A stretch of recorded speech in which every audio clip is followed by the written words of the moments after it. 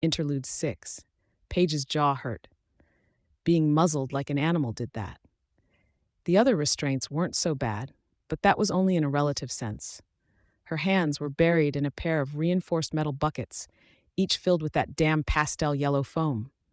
The buckets themselves were linked together behind her back with comically oversized chain links. It would have been intolerably heavy if it weren't for the hook on the back of her chair, which she could hang the chain on. Strips of metal had been tightened just under her armpits, near the bottom of her rib cage, her upper arms, and waist, with 2 more bands around each of her ankles. Chains seemed to connect everything to everything else, preventing her from moving her arms or legs more than a few inches in any direction before she felt the frustrating resistance and jangling of the chains. The heavy metal collar around her neck, thick enough around it could have been a tire for a small vehicle, blinked with a green light just frequently enough that she forgot to anticipate it. She got distracted and annoyed by its appearance in her peripheral vision each time it flashed. The irony was, a pair of handcuffs would have sufficed. She didn't have enhanced strength, no tricks to slip her restraints, and she wasn't about to run anyways. If any of that was a real possibility, she wouldn't have been allowed in the courtroom. The prosecution had argued that she could have enhanced strength, that she could be a flight risk, and her lawyer hadn't done a good enough job of arguing against it, so the restraints had gone on, which meant she got trussed up like Hannibal Lecter, as though she were already guilty. Unable to use her hands, her hair, the vibrant and startling yellow of a lemon, had slipped from where it was tucked behind her ears, and strands now hung in front of her face. She knew it only made her look more deranged, more dangerous, but there wasn't anything she could do about it. If she had been able to, she would have had a comment or two to make about that, or at least she could have asked the lawyer to tidy her hair. She would have argued with the man that had been hired as her defense, instead of waiting hours or days for a response to each of her emails. She would have demanded that her basic rights be met, but she couldn't say anything. A leather mask reinforced with the same metal strips that were on her body and a cage-style grill of small metal bars was strapped over her lower face. The interior of the mask was the worst thing, because the arrangement extended into her mouth, a framework of wires keeping her mouth fixed in a slightly open position, her tongue pressed down hard against the floor of her mouth. The barbaric setup left her jaw, her tongue, and the muscles of her neck radiating tension and pain. Silence. All rise, please. This court is now in session, the Honorable Peter Regan presiding. It was so hard to move with the restraints. Her lawyer gripped the chain running between her armpit and her upper arm to help her get to a standing position, but she stumbled anyways, bumped into the table. There was no way to be graceful when you were wearing restraints that weighed half as much as you did. Ladies and gentlemen of the jury, have you reached a verdict? We have, Your Honor. Paige watched as the clerk delivered the envelope to the judge. In the matter of the state of Massachusetts versus Paige Maccabee, as to the count of attempted murder, how do you find? Not guilty, Your Honor. Paige sagged a little with relief. In the matter of the state of Massachusetts versus Paige Maccabee, as to the count of aggravated assault with a parahuman ability, how do you find? Guilty, Your Honor. Paige shook her head as well as she was able. No, this wasn't fair. She almost missed the next line. Sexual assault with a parahuman ability, how do you find? Guilty, Your Honor. Sexual assault. The words chilled her. It wasn't like that. Is this your verdict? Yes, Your Honor. Paige Maccabee, please direct your attention to me, the judge spoke. She did, eyes wide, shell-shocked. Determining sentencing for this case is not easy. As your lawyer has no doubt made you aware, you do fall under the umbrella of the TSPA, or the Three Strikes Act. At the age of 23, you have been convicted of no prior crimes. According to the witnesses heard in this court, you first demonstrated your abilities in early 2009. You were vocal about not wanting to become a member of the Protectorate, but you also expressed a disinterest in a life of crime. This state, in which an individual does not identify as hero or villain, is what the PRT classifies as a rogue. It is in our interests to promote the existence of rogues, as the proportion of parahumans in our society slowly increases. Many rogues do not cause confrontations, nor do they seek to intervene in them. Instead, the majority of these individuals turn their abilities to practical use. This means less conflict, and this serves the betterment of society. These sentiments mirror those that you express to your family and friends, as we heard in this courtroom over the last few weeks. Those facts are in your favor. Unfortunately, the rest of the facts are not. Understand, Miss McCabe, our nation uses incarceration for several reasons. We aim to remove dangerous individuals from the population, and we do it punitively, both for justice against transgressors and to give other criminals pause. Each of these applies in your case. It is not only the heinous nature of the crime that must be addressed by the sentencing, but the fact that it was performed with a power. Laws are still new in the face of parahuman criminality.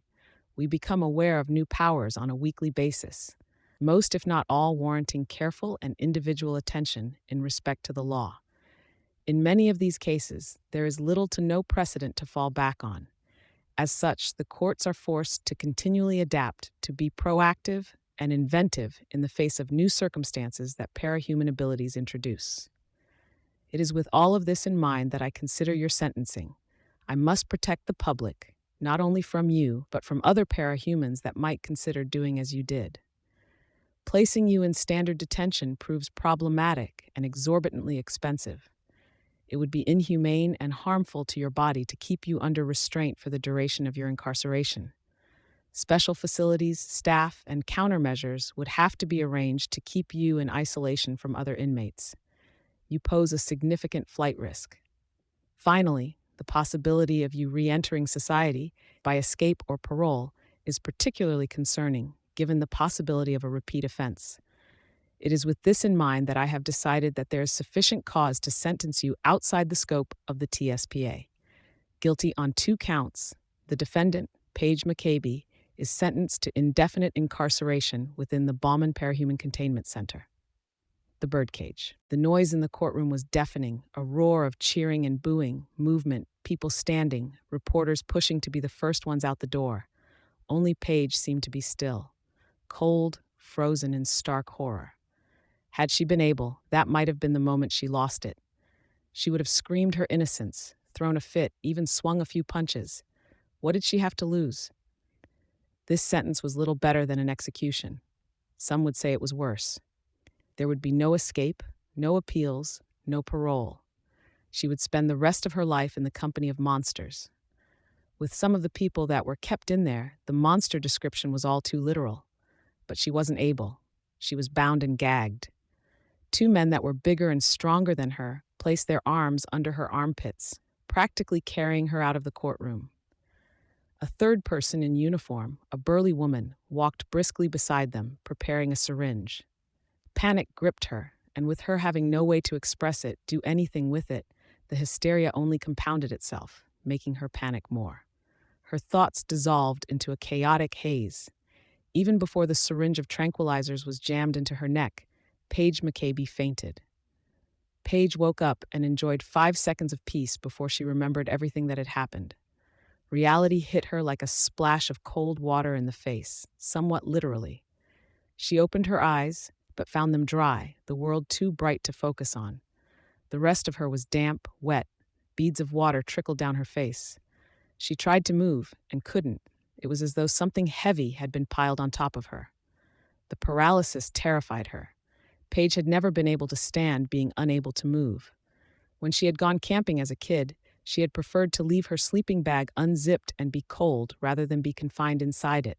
It was that foam, she realized. The restraints weren't enough. They'd sprayed her with the stuff to ensure that everything below her shoulders was covered. It gave a little to allow her to exhale. She could even shift her arms and legs a fraction, lean in any given direction. The harder she pushed, however, the more resistance there was. The second she relaxed her efforts, everything sprung back to the same position with the foam's rubbery pull. She felt nausea well in her gut, her heartbeat quickening.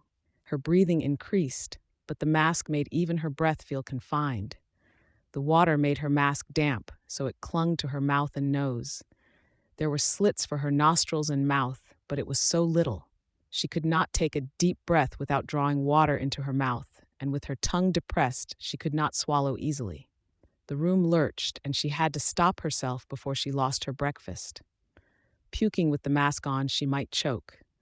Dimly, she realized where she was. A vehicle, a truck. It had passed over a pothole. She knew where it was taking her. But if she couldn't get free, she was going to lose her mind before she got there. "The little bird's awake," a girl spoke, with a hint of a nasal Boston accent. A man grunted. Paige knew the bird reference was due to the stray feathers that stuck out of her scalp. Her powers had come with some extremely minor cosmetic changes, turning her hair the bright yellow of a banana or baby duck. It affected all the hair on her body, even her eyelashes, eyebrows, the fine hairs on her arms. The feathers had started growing in a year ago, the exact same shade as her hair, only a handful at a time. At first, alarmed and embarrassed, she'd clipped them off. Once she'd realized that no further changes were occurring, she'd relaxed and let them grow in, even showed them off. Paige turned her attention to the two people in the vehicle with her, glad for the distraction from her burgeoning panic. She had to force her eyes to stay open, painful as the light was, wait for her eyes to focus. Sitting on the bench beside her was a girl about her own age. The girl had an Asian cast to her features. Her eyes, though, were a very pale blue, betraying some Western heritage. The girl wore the same orange jumpsuit as Paige, and every part of her, except her shoulders and head, were covered in the yellow-white foam. Her straight black hair was plastered to her scalp by the wet. The man sat on the other bench. There was more foam around him than there was around Paige and the other girl combined. Topping it off, a cage of metal bars surrounded the foam, reinforcing the setup. The man was Asian as well, at no less than 6 feet tall. Tattoos swept up the sides of his neck and behind his ears, into the midst of his wet black hair, red and green flames, and the head of what could have been a lizard or dragon, drawn in an Eastern style. He was glowering, his eyes hidden in shadows, oblivious to the endless spray of mist that sprinklers in the truck's roof were generating. "Hey, little birdie," the girl sitting across from Paige spoke. She was staring at Paige, as if those cold eyes of hers could look right through her. "Here's what we're going to do. You lean to your right as hard as you can, then shove yourself left on my signal. But you keep facing the back door there, all right?" Paige glanced to her right. The back door of the truck looked like a vault door. She quickly glanced back at the Asian girl. Did she really want to turn her back to this person? The girl seemed to note Paige's hesitation. She lowered her voice to a hiss that made Paige's skin crawl. "Do it, unless you really want to gamble on the chance that I'd be able to find you in the prison if you don't do as I say." Paige's eyes widened. This was the sort of person she was going to be locked up with. She shook her head. "Good, little birdie. Now lean to your right, look at the door." Paige did, straining her body to move as close to the door as she could. And back! She heaved herself the other way, eyes still on the door. Something heavy cracked against the back of her head. She tried to pull away, sit upright again, but was stopped as the mask caught on something. When she felt hot breath on the back of her neck, she knew what she'd caught on.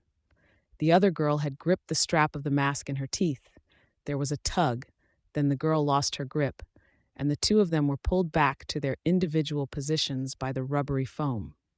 "Shit," the girl growled. Again. It took 2 more attempts. On the first, the strap came free of the buckle. On the second, the girl gripped the mask itself and pulled. Paige turned her head in the girl's direction, so the pacifier cage on the inside of her mouth could be pulled free. Tendrils of drool extended down from her mouth as she worked her jaw and tongue, trying to swallow properly. She let out a little whimper as sensation returned to the parts of her face that had gone numb. "Two questions," the Asian girl mumbled, her teeth still gripping the mask's leather between them. "You power?" Paige had to work her jaw and mouth a second before she could speak. "My power? I sing. Really well." The Asian girl frowned. "Wuff elf?" It makes people feel good. When I get going, I can affect them, alter their emotions, make them susceptible to following instructions." The girl nodded. "Tekala?" Paige looked down at the heavy metal collar around her neck. "It's set up to inject tranquilizers into my neck if I sing or raise my voice." "Oka." the girl mumbled. Take to Mac. Why? Take, Paige nodded. They leaned away from each other, then swung together, the girl passing the mask to her. She clenched it in her teeth, feeling her jaw ache. Drop that and I'll turn you inside out, the girl spoke. Lung. Hey, Lung, wake up. The man sitting opposite them raised his head a fraction, opened his eyes. Maybe. Paige couldn't quite tell. I know it's hard with the stuff they pumped into you, but I need your power. Bertie, lean forward, show him the mask.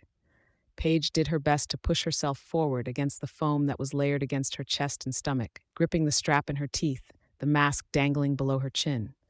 I need you to heat the metal, Lung, the girl spoke. Get it fucking hot. Lung shook his head. When he spoke, there was no Boston accent in his voice. The accent that was there made his words clipped, clearly not the voice of a native English speaker. The water is too wet, too cold, and I cannot see it well. My eyes have not healed entirely, and it is hard to see through this spray. Do not bother me with this. Try, you miserable fucker. Failure of a leader. It's the least you can do after getting your ass kicked by a little girl twice. Enough, Bakuda, he growled. He slammed his head back against the metal of the truck's wall behind him, as if to punctuate his statement. What? I couldn't hear that, the girl, Bakuda, grinned with a hint of mania to her expression. Your voice is too fucking high-pitched for my range of hearing. You pathetic, half-breed, eunuch. Enough, he roared, again slamming his head against the wall of the truck. I will kill you, Bakuda, for these insults. I will tear your arm from your socket and I will shove it. Pissed off? She interrupted him, practically screeching. Good, use it. Heat the motherfucking metal, the metal strip around the edges. Still panting with the exertion of shouting, Lung turned his attention to the mask. Paige winced at the blast of heat against her face, started to pull away, but stopped as Bakuda spoke. Focus it, Bakuda shouted. Focus on the edges. The radiation of heat ceased, but Paige became aware of a stringent, smoky smell. Hotter, as hot as you can get it. The smell was too strong, too acrid. Paige coughed a few times, hard, but she didn't lose her grip on the mask. Now, Bertie, same maneuver as before, but don't let go. Paige nodded. She leaned away, then swung in Bakuda's direction. What followed surprised her more than when Bakuda had bitten into the strap of the mask. The Asian girl set about savaging the red-hot metal with her teeth, digging into it even as they had to pull away. Softer with the heat, the thin metal strip pulled free of the mask itself. The metal that ran along the strap cut Paige's lip as it came off.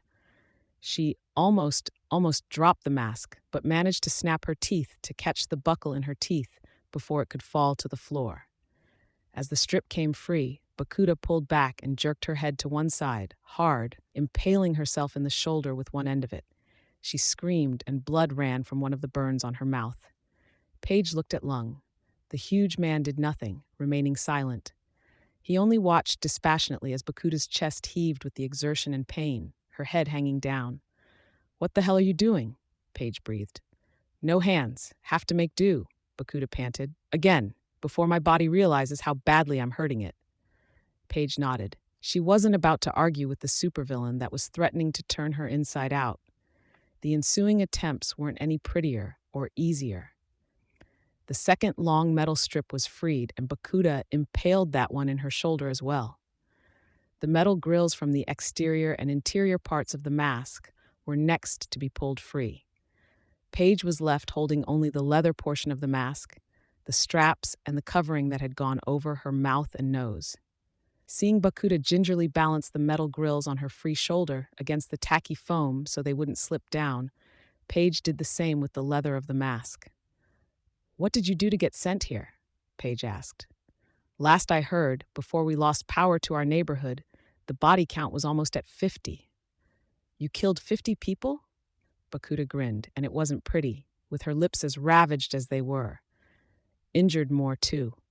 And there were those who got brain damage. 1 or 2 might have gone homicidally insane, and I know a bunch got frozen in time for 100 years or so. It gets blurry. Crowning moment was the bomb. Bomb? Paige asked, eyes widening. Bomb. They said it was as powerful as an atom bomb. Idiots. They didn't even understand the technology behind it. Philistines. Sure, it was about that powerful, but that wasn't even the real damage. Amazing thing would have been the electromagnetic wave it generated. Wipe every hard drive, fry every circuit board for every piece of machinery over a full fifth of America. The effects of that would have been worse than any atom bomb. Unable to even wrap her mind around that, Paige glanced at Lung. And him, Lung, he's the one who told me to do it. Man in charge, he is. Lung's head moved fractionally, but with the shadows under his brow, Paige couldn't tell if he was watching. You, Bakuda asked Paige, what'd you do to get sent here? I told my ex to go fuck himself. There was a pause, then Bakuda started cackling. What? It's complicated. Paige looked away and down. You gotta explain, Bertie. My name's Paige. My stage name was Canary.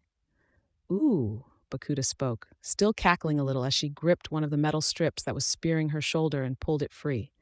Holding it in her teeth, she spoke. That's no good. You calling yourself Canary and Prishon? I didn't intend on going to prison. Who does? I mean, I'm not even a supervillain. My power, it makes me a fantastic singer. I was making a lot of money doing it. There was talk of record deals. We were moving to larger venues, and my shows were still selling out. Everything was perfect. Bakuda let the strip swing from her teeth until it dangled, then carefully maneuvered it until she was gripping the far left side of it. She leaned back, her head facing the ceiling, as she slid the other metal strip, the one impaled in her shoulder, into her mouth as well, so she was holding one end of each strip in her mouth. Pausing, she asked, "Waf haffen?" Paige shook her head. It was the testimony she'd never been able to speak out loud at her trial. I just finished my biggest show yet. 2 hours on stage, a huge hit. Crowd loved it all. I wrapped up and went backstage to rest, get a drink, and ran into my ex. He told me that since he was the one who pushed me to get out on stage in the first place, he deserved credit. Wanted half the money. She laughed a little. Ridiculous. Like I'm supposed to ignore the fact that he cheated on me and told me I was never going to make it for real when he left. Bakuda nodded. She pulled away from the strips where she'd managed to tie them in the semblance of a knot. She used her teeth to bend the now joined strips into an L shape. With the end that wasn't impaled in her shoulder now in a position in front of her, she closed her mouth on it. We argued.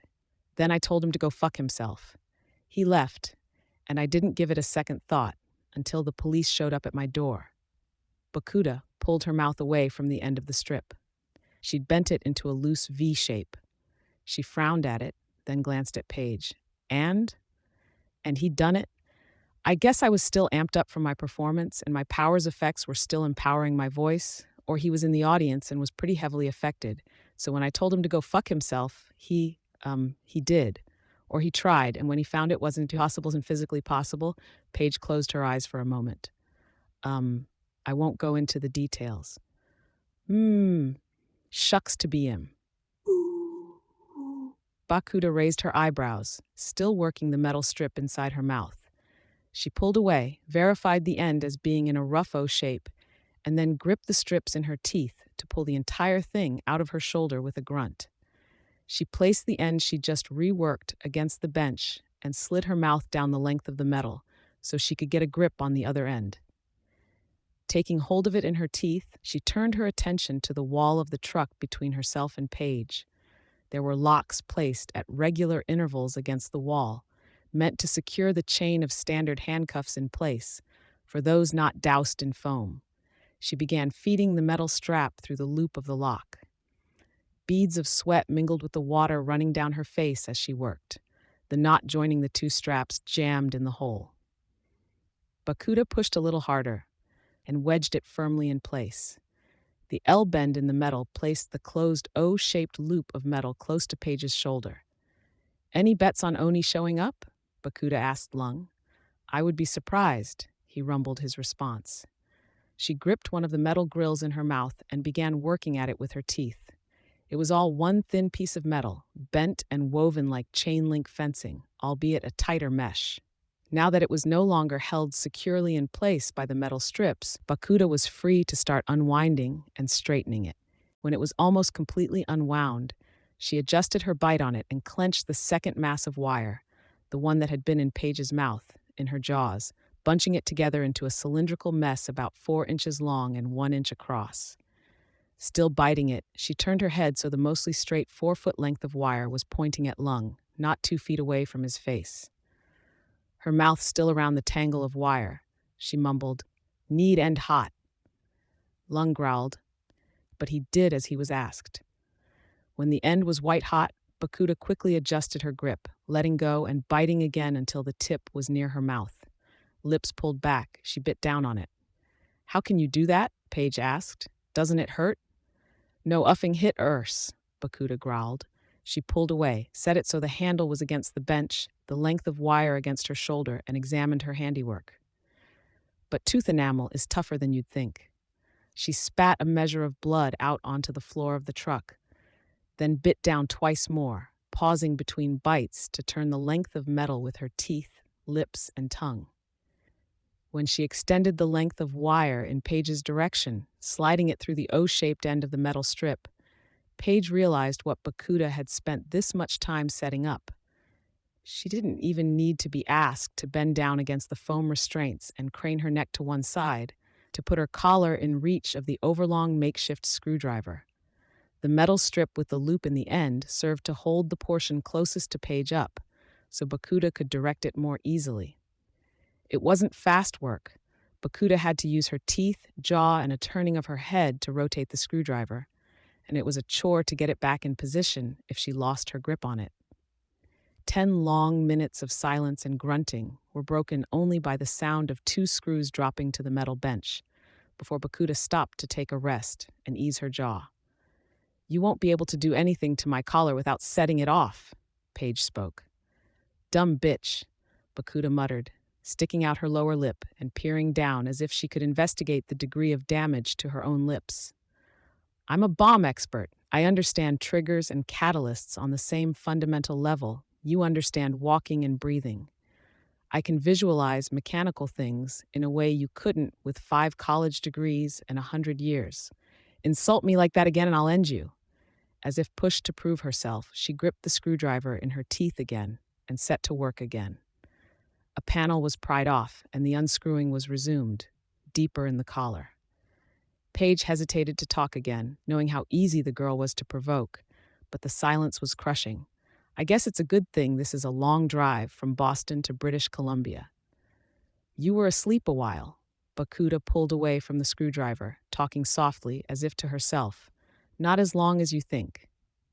Paige felt something come free from the heavy collar around her neck, saw Bakuda tilt the screwdriver upward, sliding a glass tube with something glowing inside down the length of the metal bar. After another few minutes, another piece of machinery joined the glass tube, as though it were a high-tech shish kebab. "Tragic," Bakuda spoke on her next rest. "This is beautiful work. Not the actual assembly, that's crap. It's obvious the tinker that designed this intended it to be put together by regular schmoes. Wouldn't have screws and shit otherwise. But the way it's designed, the way everything fits together, makes a scientist proud. Hate to butcher it." Paige nodded. She didn't know enough about that sort of thing to risk commenting. As scary as this situation was, as curious as she was, she felt the lingering effect of tranquilizer in her system, an impending boredom. She closed her eyes. It didn't feel like her eyes were closed for more than a minute before she was woken by a shout of "Birdie!" Paige jolted awake, turned to Bakuda, and saw the work was done. Bakuda hadn't just disabled the collar, but had assembled components into a roughly sphere-shaped setup of metal and wires. It dangled from the remains of the mask and strap, which Bakuda held in her teeth. Lung spoke, his voice low, slightly accented. "We have stopped. Her device will buy us time, and you will use it to sing. The bomb will not do much damage, but it will slow them and dose anyone hit with a small amount of sedatives. This will make it easier for you to control them," Bakuda says. "You will then get them to free us." Paige's eyes went wide. She nodded. There was a loud sound outside the truck, and Bakuda started swinging the device left and right like a pendulum. The metal doors at the back of the truck slammed open, and Bakuda let go. The device rolled out the door. Paige sang, not stopping, as the device detonated, rocking the truck. Her song was wordless. She was her own accompaniment, using the acoustics of the truck's interior to generate echoes. She charged her voice with her power, willing those who heard it to obey, to submit in a way she'd never done before. It might have worked if there was anyone around to hear it. A giant metal claw entered the back of the truck, closed around Lung, and dragged him out. When the claw returned to claim her, she stopped singing, started shrieking instead. No! Bakuda's screams joined her own, behind her. Fuck you! No, no! I had a fucking plan! The arms moved along slats in the ceiling, carrying them through what looked like a massive underground bunker. Everything was concrete, and the room was so vast that Paige could not even see any of the walls. There was only the ceiling 20 or 30 feet above them, and the floor, extending endlessly around them, lit by fluorescent lights at regular intervals. The only thing breaking up the empty expanse was the armored truck bearing the PRT identification on the side and a black square attached to the ceiling further down. The arms arranged them in front of the black square, an oversized monitor. A face, clearly a CGI rendering intended to mask the real identity of the speaker, appeared on the screen. When the voice came from the speakers, the filter intended to disguise the woman's voice didn't quite hide her strong accent. Paige tried to place it. Not Southerner, not Cockney, but maybe similar. She'd heard someone with that accent before. Prisoner 599, codename Lung. PRT powers designation Brute 49 asterisk, Blaster 26 asterisk, fire and heat only. Individuals reading or viewing this log are directed to see page 3 and 4 of prisoner's file for particulars on powers. Recommended protocols were properly carried out with sprinkler system and added restraints. Chance of escape following interment in the Bauman Parahuman Containment Center rests at a fairly steady 0.000441%, with no gross deviations in any likely scenarios, within acceptable limits, will be processed to cell block W. Your dragon, Bakuda spoke, eyes widening. No shit. Best tinker in the fucking world. I'd say I'm a fan, but I'd be lying. Paige couldn't help but react to that as well. Dragon had designed the birdcage and much of the gear the PRT used, including the containment foam. She was head and shoulders above any of the other tinkers that went out in power armor. Dragon sported a wildly different suit each time she deployed. Her stuff was so advanced that a group of criminals who had gotten away with stealing a damaged suit of her armor were now using that same technology to operate as top-of-the-line mercenaries, the Dragon Slayers. Dragon was also Canadian, which was the detail Paige needed to peg her accent as that of a Newfoundlander, not an accent one heard very often these days. Prisoner 600, codename Bakuda, PRT powers designation Tinker 6 with bomb speciality. Recommended protocols were not properly carried out. The formal tone of the voice dropped away as she muttered, I hate to get someone fired, but I'm going to have to report this. Supposed to be in an S-class containment truck and placed no less than 6 feet from other prisoners, well, at least nothing came of it. Fuck you, Dragon, Bakuda snarled. Chance of escape from the Bauman Parahuman Containment Center is 0.00126%, with potential gross deviation in the event of introduction of contraband material or a matter producer. With monitoring, this chance drops to 0.00061%. Will be processed to cell block C.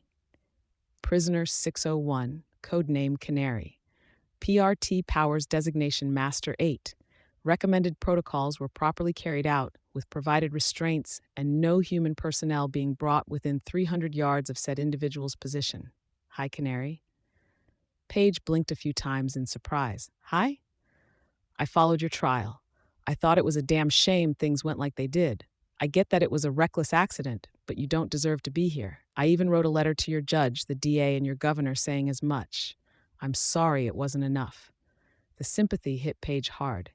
It was all she could do to stop herself from bursting into tears. I'm afraid I've got to do my job, and that means carrying out my role in enforcing the law. You understand? Whatever my feelings, I can't let you go.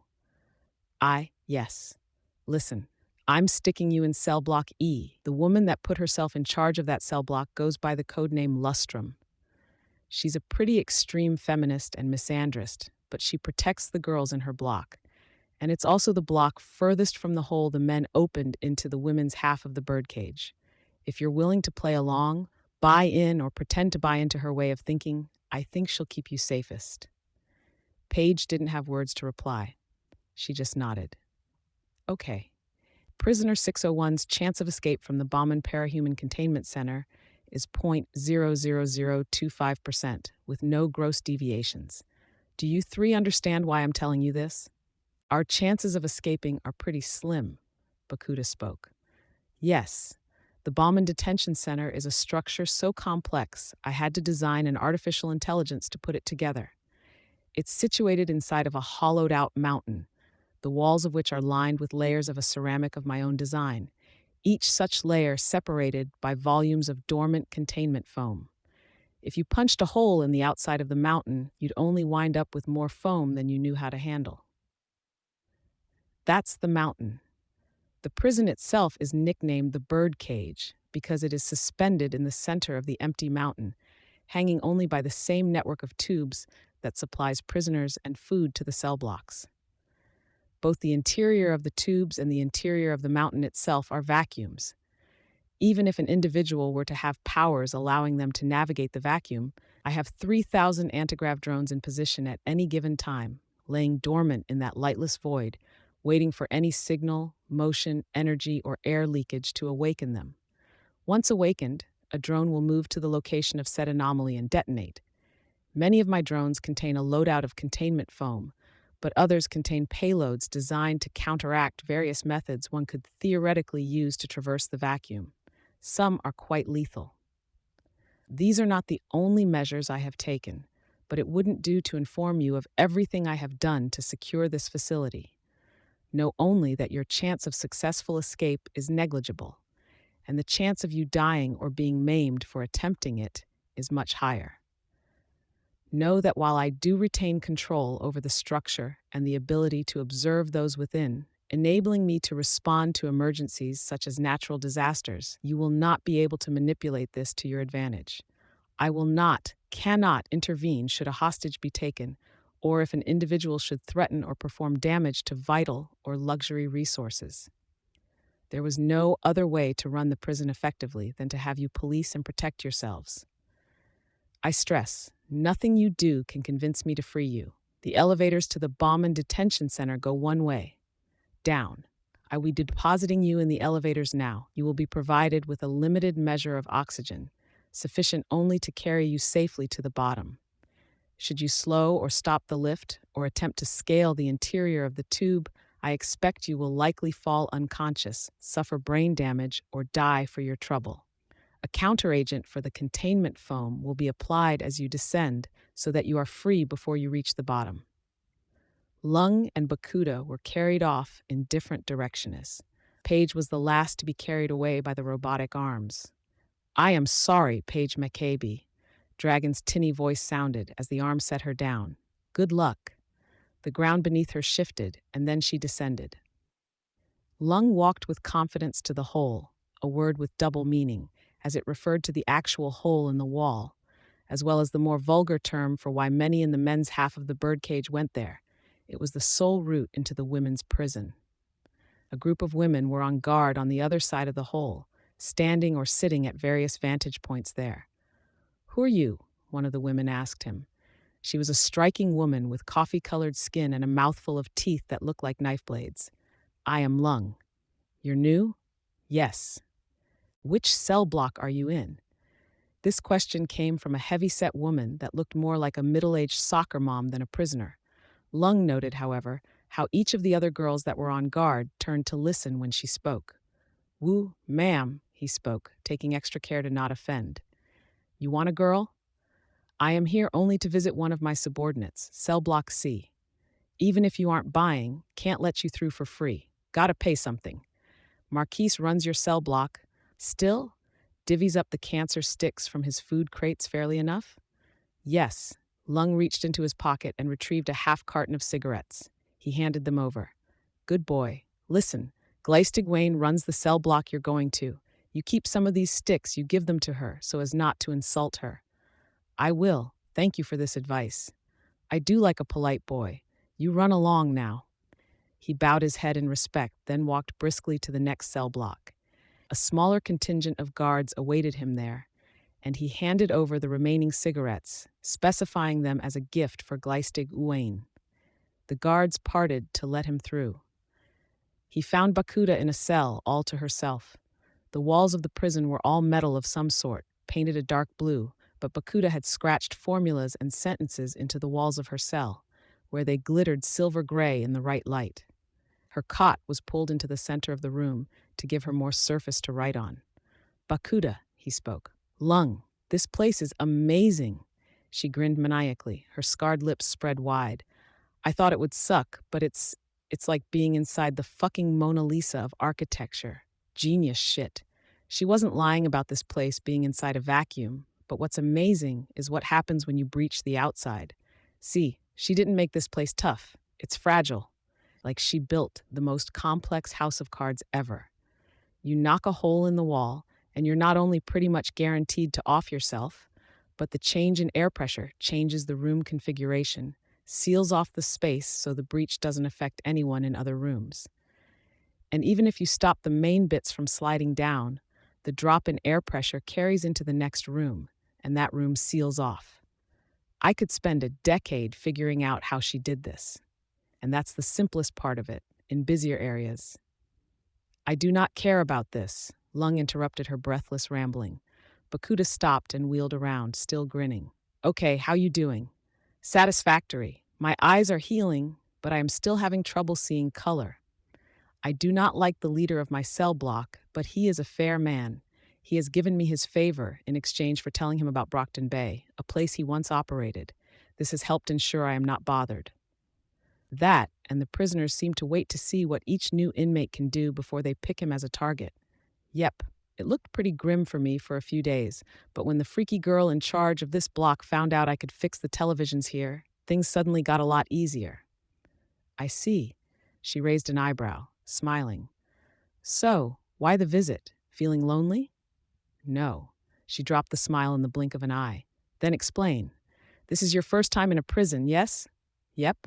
I was in prison before I came to America. There are 4 ways one can survive in such a place. You can join one of the gangs or groups in charge.